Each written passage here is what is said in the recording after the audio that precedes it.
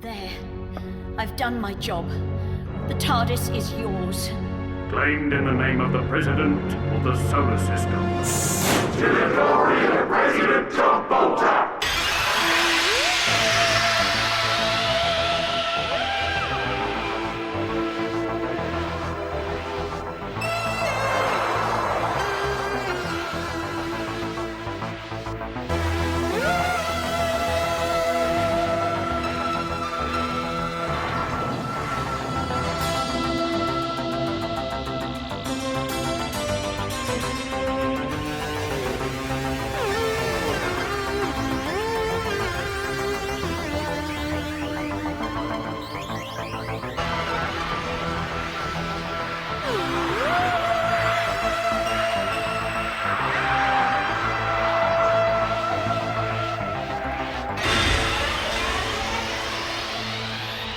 Remember, neither of them are to come to any harm. If you wanted them safe, you shouldn't have sold them on.